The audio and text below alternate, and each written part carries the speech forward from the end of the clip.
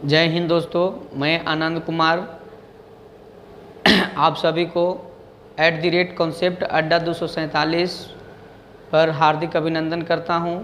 ये मेरा पहला वीडियो है और मैं आज जो हूं आप लोगों के बीच भूगोल का क्लास लेने वाला हूं।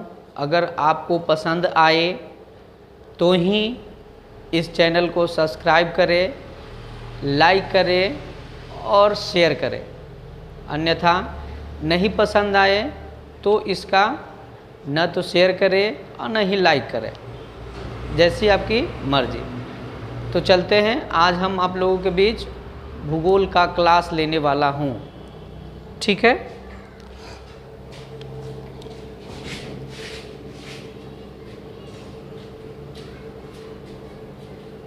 भूगोल यानी जियोग्राफी।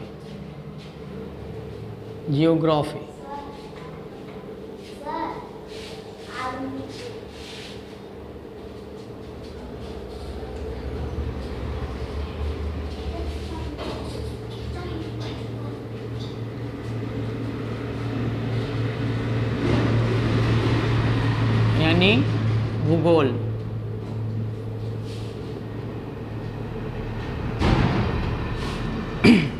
भूगोल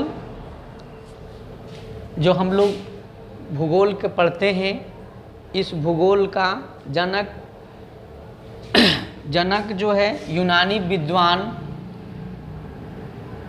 विद्वान इरेटोस्थनीज को कहा जाता है। यानी भूगोल का जनक, भूगोल का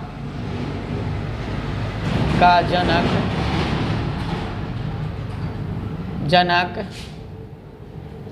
यूनानी वैज्ञानिक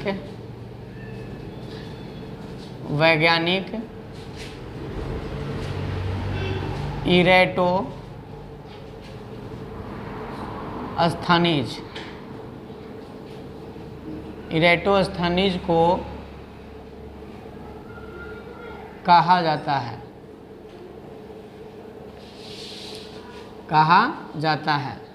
जिन्होंने सर्वप्रथम ज्योग्राफी शब्द का प्रयोग किया। जिन्होंने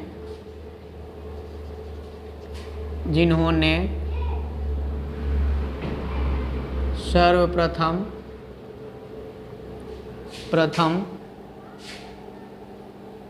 ज्योग्राफी शब्द का प्रयोग किया, ठीक है। तो ज्योग्राफी का जनक हम किसको मानते हैं? तो यूनान के एक प्रसिद्ध वैज्ञानिक इरेटोस्थनीज थे। उन्हीं को भौतिक का यानी भूगोल का जनक मानते हैं, ठीक है। अब चलते हैं भूगोल यानी अब हम ज्योग्राफी के बारे में चलते हैं।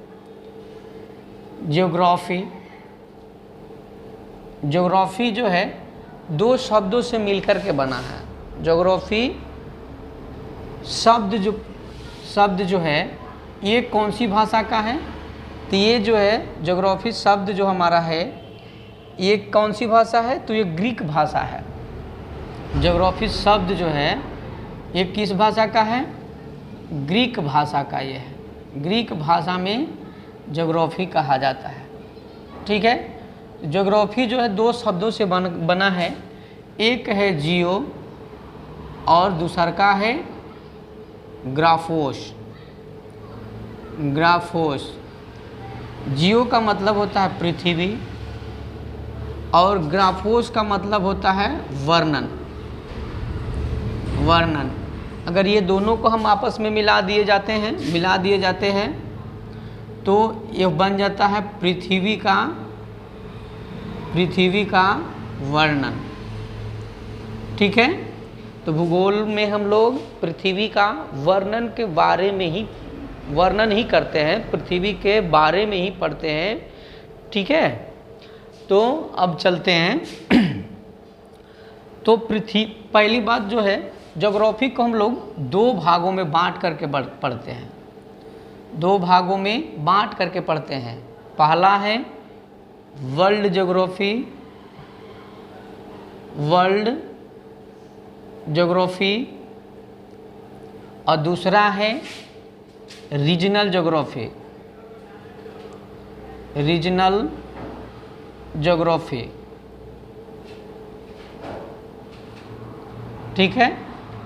वर्ल्ड ज्योग्राफी मतलब विश्व का भूगोल, विश्व का भूगोल। और ये जो है प्रादेशिक या फिर क्षेत्रीय, क्षेत्रीय का भूगोल, भूगोल। तो रीजनल ज्योग्राफी को हम लोग दो भागों में बांटते हैं। पहला जो हो जाएगा, पहला जो हो जाएगा इंडियन ज्योग्राफी, इंडियन ज्योग्राफी। और दूसरा हो जाएगा, मैं बिहार का निवासी हूँ तो बिहार के बारे का, बिहार का भी भूगोल के बारे में पढ़ेंगे, तो क्या हो जाएगा, बिहार ज्योग्राफी।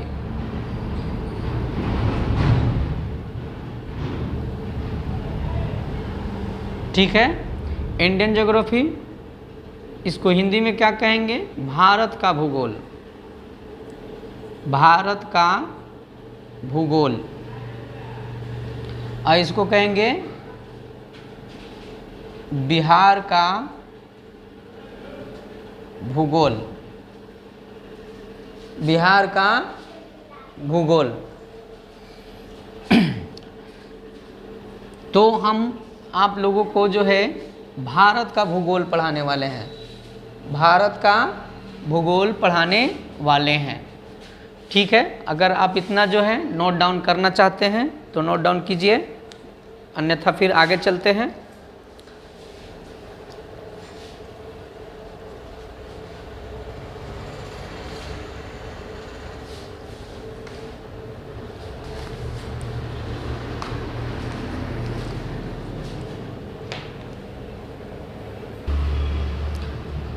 तो चलते हैं, अब इसको मिटा देते हैं। तो हम क्या चलेंगे, इंडियन ज्योग्राफी, भारत का भूगोल।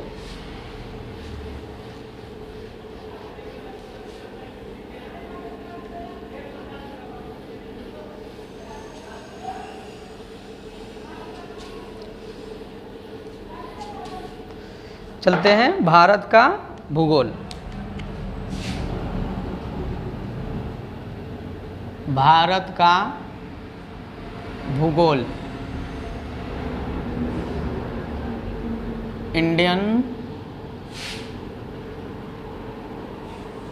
ज्योग्राफी। ठीक है। अब इंडियन ज्योग्राफी जब हमको पढ़ना है तो इसके बारे में पहले जो है भारत का पूर्ण तरह से जानकारी जो होना चाहिए, जैसे भारत की सामान्य जानकारी। ठीक है। तो पहले इसको जो है सामान्य जानकारी पहले ज्ञात कर लेते हैं। इसको जो है किस रूप में, पहले भारत का सामान्य जानकारी है वो पहले हम लोग उसको अध्ययन कर लेते हैं। ठीक है। चलिए, तो क्या करते हैं, पहला जो है भारत की सामान्य जानकारी, भारत की सामान्य जानकारी,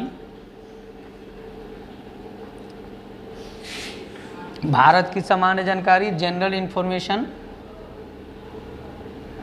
जनरल इंफॉर्मेशन ऑफ इंडिया। ठीक है।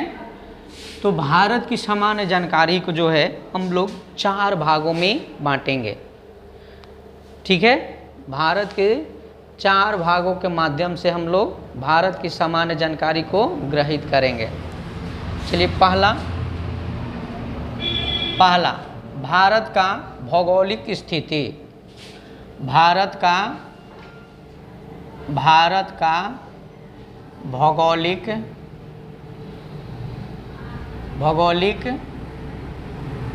स्थिति। भारत का भौगोलिक स्थिति। भारत का भौगोलिक स्थिति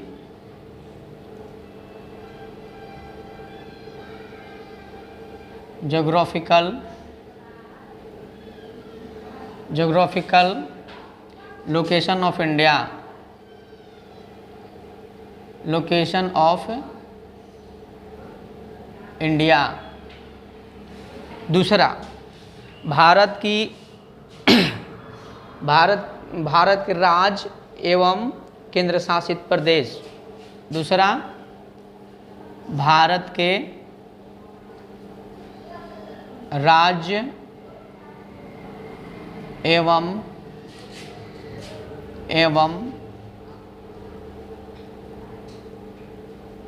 केंद्र शासित प्रदेश। दूसरा, भारत के राज्य एवं केंद्र शासित प्रदेश। इंडियन स्टेट एंड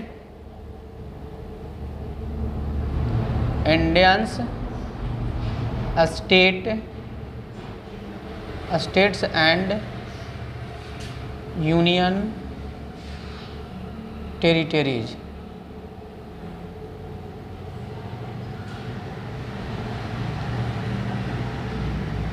ठीक है। इसके बाद में है भारत की सीमाएं तथा पड़ोसी देश। तीसरा में है भारत की सीमाएं तथा पड़ोसी देश। भारत की सीमाएं तथा पड़ोसी देश। तो ये हो जाएगा इंडियन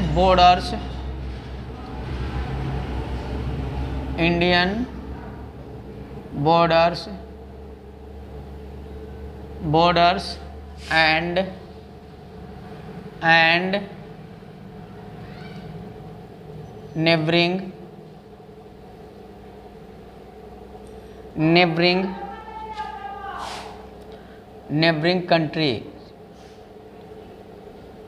नेबरिंग कंट्री। चौथा जो है अन्य भाग से प्राप्त करेंगे।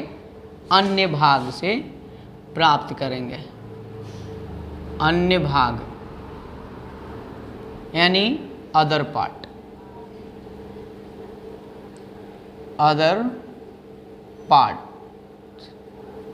ठीक है।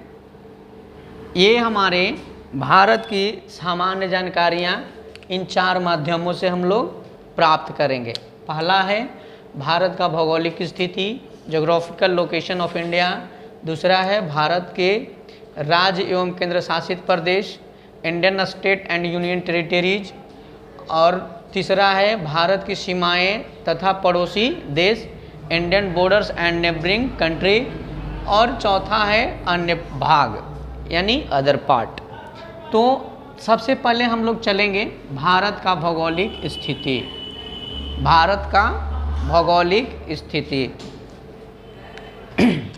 ठीक है। तो पहला है क्या, भारत का भौगोलिक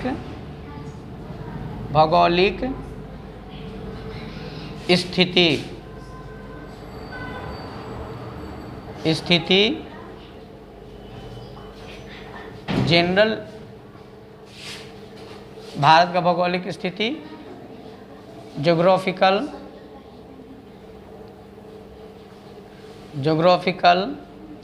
लोकेशन ऑफ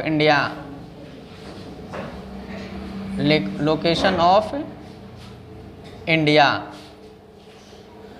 ठीक है। अब भारत का जनरल इंफॉर्मेशन कहने का मतलब ये है कि भारत का भौगोलिक स्थिति को भी हम 4 भागों में बांटेंगे और उसके 4 माध्यम से ही इसको हम ज्ञात करेंगे और इसके बारे में जानकारी को हम लोग क्या करेंगे, प्राप्त करेंगे। ठीक है, तो पहला है अवस्थिति। पहला इसे भी हम 4 भागों में बांटेंगे। पहला है क्या, तो पहला है अवस्थिति यानी लोकेशन, और दूसरा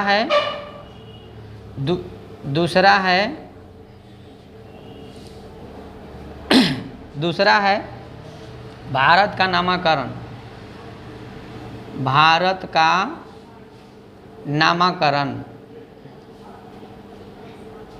नामकरण यानी नॉमनिक्लेचर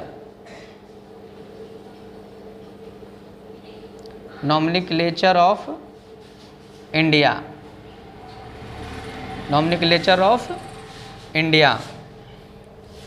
तीसरा है भारत का क्षेत्रफल तथा जनसंख्या। भारत का क्षेत्रफल तथा जनसंख्या।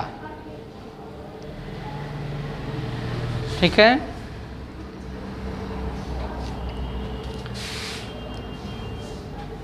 Area end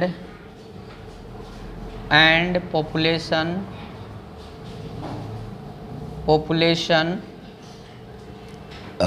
of India.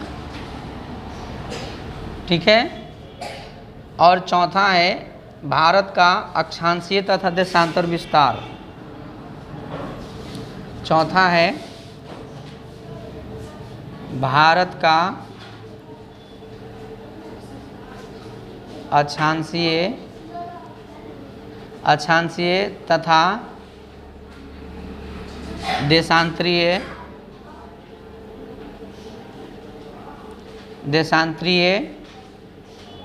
विस्तार।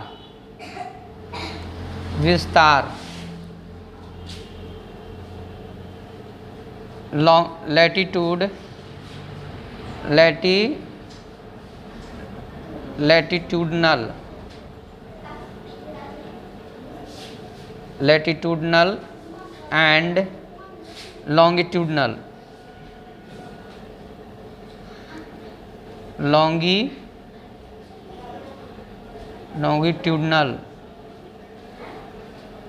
longitudinal extent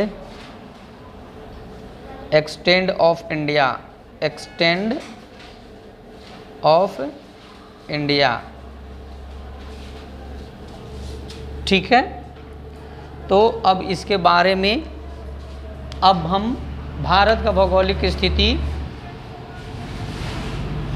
के पहला को पढ़ेंगे। इसके क्या है, अवस्थिति यानी लोकेशन के बारे में पढ़ेंगे।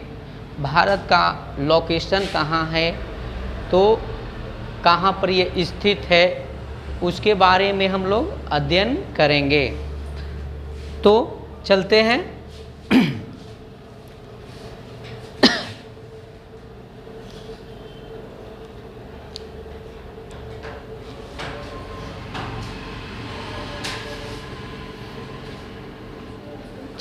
तो पहला अवस्थिति यानी लोकेशन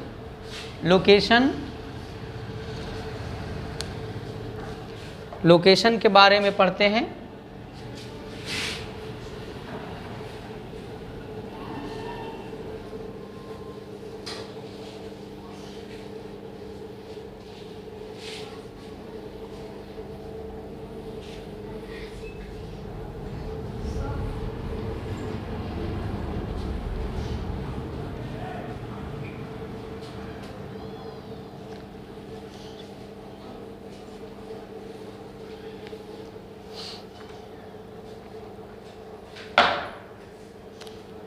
चलते हैं, अब पढ़ते हैं लोकेशन।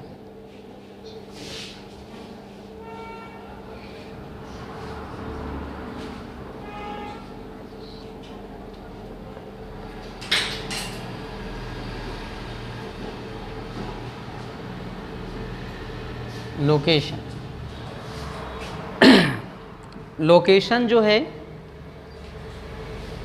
हमारा भारत का इस प्रकार है। चलिए पहले तो देखते हैं हमारा भारत जो है पृथ्वी पर है। तो हमारा भारत कहाँ है? पृथ्वी पर है। और पृथ्वी पर है तो कहाँ है? तो पृथ्वी पर तो एशिया महाद्वीप में है, एशिया महाद्वीप में है। एशिया महाद्वीप के किस भाग में है? तो एशिया महाद्वीप के दक्षिण भाग में है, दक्षिण भाग में है, दक्षिणी भाग में है, दक्षिणी भाग में है। ठीक है, दक्षिणी भाग में हमारा भारत है। ठीक है, भारत है जिसे उपमहाद्वीप के नाम से भी जाना जाता है। भारत जिसे उपमहाद्वीप के नाम से जानते हैं। इसमें सम्मिलित देश कौन कौन सी है? तो इसमें हमारा सम्मिलित देश है भारत,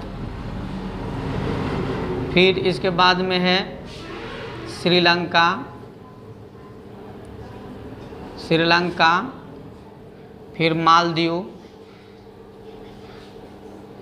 मालदीव, फिर इसके बाद में क्या है? इसके बाद में पाकिस्तान, पाकिस्तान, इसके बाद में क्या है? नेपाल, फिर इसके बाद में क्या है? भूटान, भूटान, फिर इसके बाद में क्या है? इसके बाद में बांग्लादेश,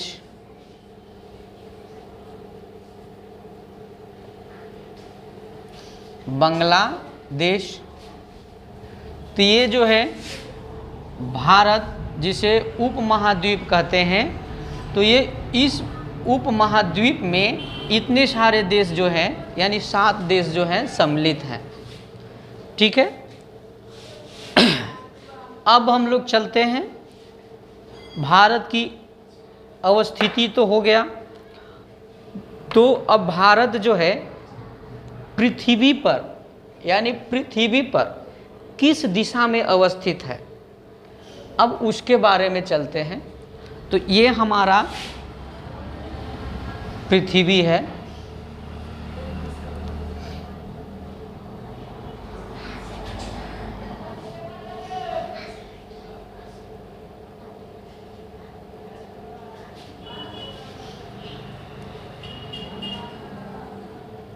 ये हमारा पृथ्वी है। अगर पृथ्वी की जो लाइन 2 बराबर बराबर भागों में बांटता है, उसे हम लोग 0 डिग्री अक्षांश रेखा कहते हैं। अक्षांश रेखा, या फिर इसी को भूमध्य रेखा, भूमध्य रेखा, या फिर इसी को विषुवत रेखा, विषुवत रेखा, या फिर इसी को इक्वेटर, इक्वेटर कहते हैं। ठीक है, यानी जो पृथ्वी को 2 बराबर बराबर भागों में बांटता है, उसे 0 डिग्री अक्षांश रेखा, भूमध्य रेखा, विषुवत रेखा, या फिर इक्वेटर इसको कहते हैं।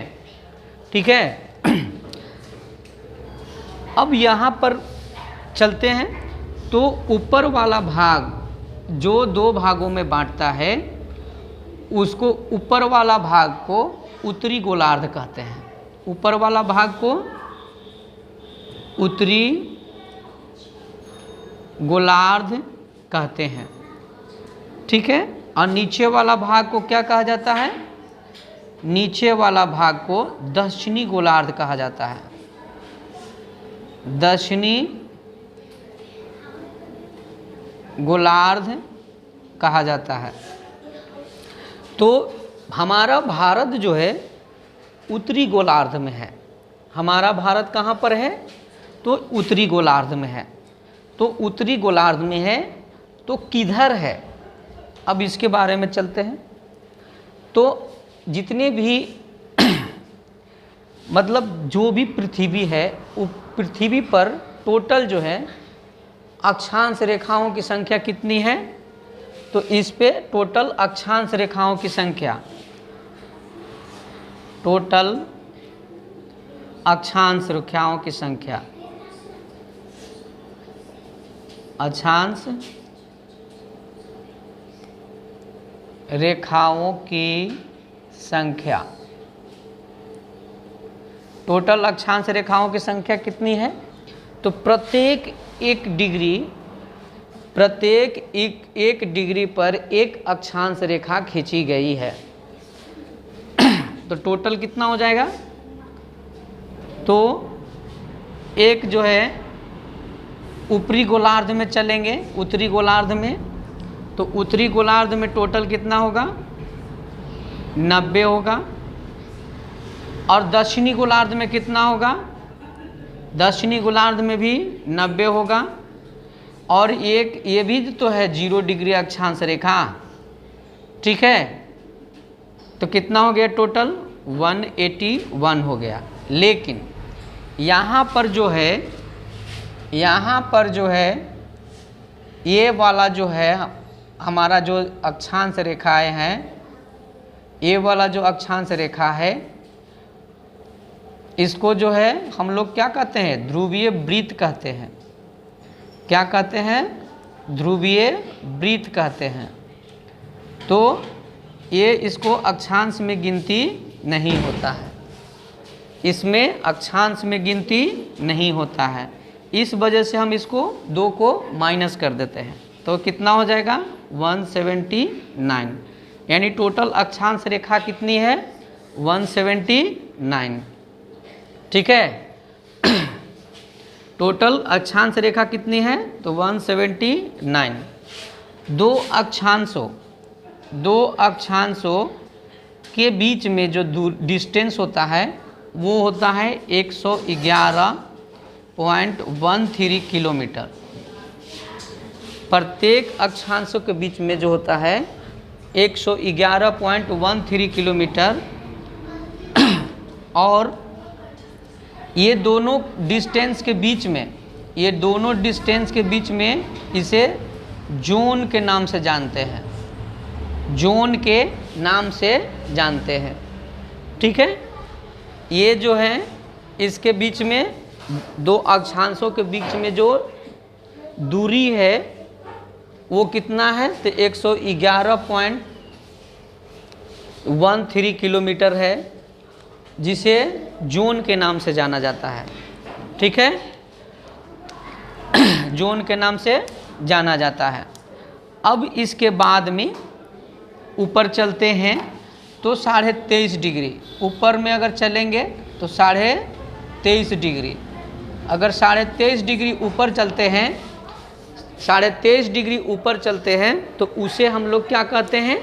तो उसे कहते हैं कर्क रेखा। क्या कहते हैं? कर्क रेखा। कर्क रेखा, जिसे अंग्रेजी में इसको क्या कहते हैं? Tropic of cancer. Tropic of cancer, ठीक है, ट्रॉपिक ऑफ कैंसर। तो अब यहाँ पर प्रश्न ये बनता है कि हमारे जो है कर्क रेखा पर कितने देश जो हैं स्थित हैं। तो हमारे कर्क रेखा पर कनिक का मतलब ये है कि कर्क रेखा पर टोटल 18 देश स्थित है। टोटल 18 देश स्थित है। तो वो देश कहाँ पर हैं उसका नाम दे देते हैं, लेकिन अभी इसको मिटाना पड़ेगा। तो इसको मिटाते हैं, अगर लिखना चाहते हैं तो लिखिए, फिर इसको मिटाते हैं।